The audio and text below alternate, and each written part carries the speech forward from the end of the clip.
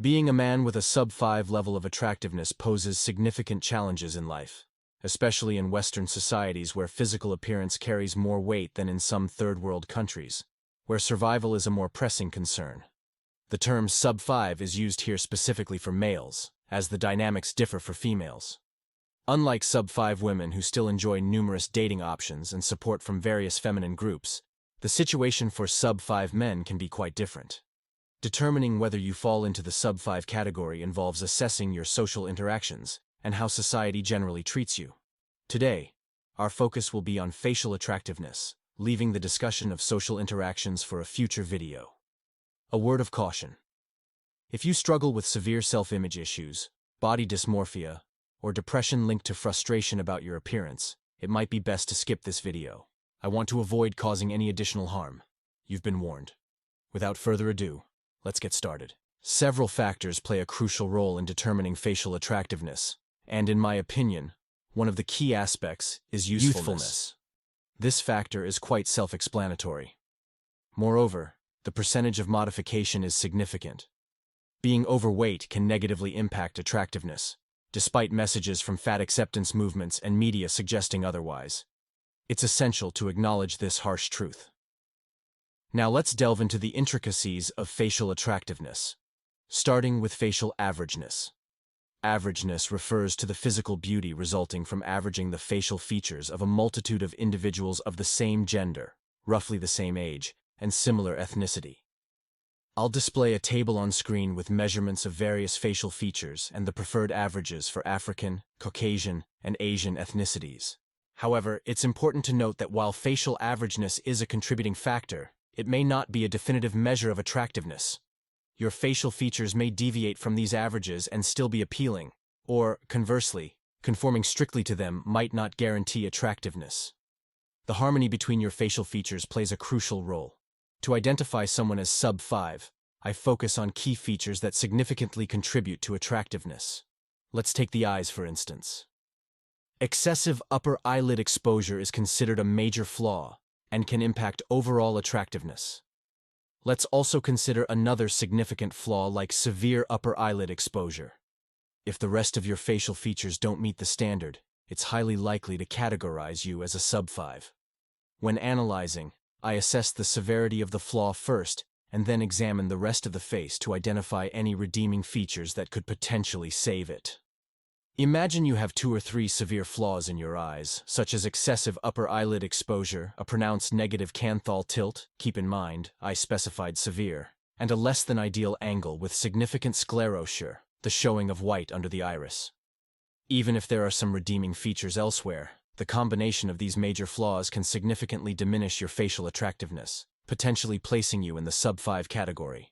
Let's delve into the possible flaws in key facial features that predominantly determine a person's attractiveness, starting with the eyes. One critical aspect is the distance between the eyes. They shouldn't be too far apart to the extent that it becomes noticeable to the average person, as this can give the appearance of looking like a frog. Similarly, if the eyes are too close together, it can create the impression of inbreeding. Finding a balance is crucial. Whether they are slightly closer or wider apart is generally acceptable. For instance, Zayn Malik has relatively close-set eyes, and it doesn't negatively impact his attractiveness. The key is that the eye placement should be either neutral or positively contributing to your overall look. If it's negatively affecting your appearance, consider the severity of the angle. A more pronounced downturn worsens the flaw, but a minimal negative angle, combined with good facial features, can still result in an attractive look. Moving on to upper eyelid exposure, it's ideal for it to be minimal, and the same goes for lower eyelid exposure. The more exposure you have over the average, the more it negatively affects your overall facial attractiveness. Sclerosure, or the showing of the white under the eyes, should be tight. No visible white should be present. Now, let's consider how deep set your eyes are in the skull. Bulging eyes, also known as bug eyes, can be a concern. Ideally, your eyes should not bulge outwards. A depressed appearance is preferable, but at the very least, they shouldn't protrude. Moving on to the jaw, there are severe flaws that can place you in the danger zone. Jaw and chin recession are notable concerns that can significantly impact your facial aesthetics. If the jaw is recessed to the extent illustrated in this example, you'll find yourself in the danger zone. Another crucial aspect is the gonial angle, which refers to the joint where the jaw turns upward. In simpler terms, you don't want the jaw to be excessively narrow.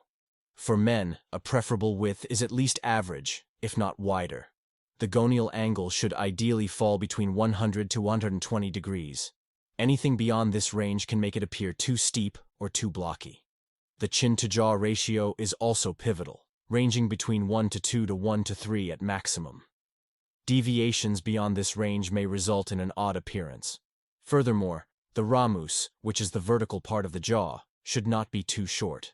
Balance is crucial here, with the jaw and ramus being symmetrical and neither overpowering the other. Another significant feature is the midface ratio, which shouldn't be excessively tall or short. Maintaining a balanced midface ratio contributes to overall facial harmony.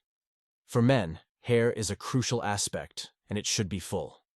If you're experiencing balding, the rest of your facial features need to compensate to maintain an attractive appearance. Moving on to the second most important feature.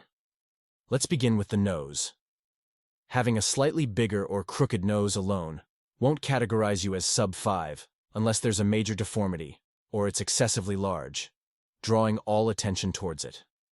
The same principle applies to lips. Whether they are full or a bit thin is generally acceptable. However, any significant deformities or unnatural sizes, depending on ethnicity, can significantly impact your overall facial attractiveness. Now, let's talk about cheekbones. Higher or well-defined cheekbones are generally considered above average, while lower-set cheekbones are typical for most people. Outwardly protruding ears can be a minor annoyance, but they can be easily concealed through hairstyle. Broad ridge protrusion varies by ethnicity, with many people having an average protrusion. For Black or Asian individuals, a broader ridge is often considered normal. Understanding these ethnic differences is crucial. In evaluating whether you fall into the sub-5 category, consider if you have any severe flaws, and, if so, assess the severity of those flaws. This involves gauging how these features contribute to your overall facial appearance and whether they attract undue attention. The remaining facial features, including the nose, mouth, cheeks, and more, need to be evaluated for their redeeming qualities. Assessing both flaws and positive features is crucial. By comparing these aspects, you can determine which features exert more influence on your overall appearance. Another critical factor in facial attractiveness is symmetry. While complete facial symmetry is rare, the extent of asymmetry becomes more problematic and noticeable as it worsens. Common areas for asymmetry include the jaw, midface, nose, and cheekbones. Uneven cheekbone heights or disparities in the eyes, eyelid exposure, and eyebrows can contribute to asymmetry. It's important to note that being overweight can significantly impact facial attractiveness. In fact, a considerable number of individuals rated as sub-5 are often overweight or morbidly obese. Excess fat can diminish the definition in the jaw and midface, distorting the jaw angle. Moreover, it sends unhealthy signals to those around you. Weight management plays a crucial role in maintaining facial aesthetics. Many colleagues I've worked with possess solid facial features, indicating great potential for improvement. However, the presence of excess fat often obscures these features. On the other hand, those who fall into the sub-5 category typically exhibit major and severe flaws in critical facial features, such as the jaw or eyes, or a combination of both. Understanding one's own face, in my view, is not about determining your position on the attractiveness scale. Instead, it's about gaining insight into your facial flaws and exploring potential ways to address them. This, of course, is just my perspective. I aim to simplify information to make it accessible to a broader audience. That concludes today's video. I hope you found it enjoyable. Don't forget to like and subscribe. Your support is highly appreciated. As usual, I'll catch you guys in the next one.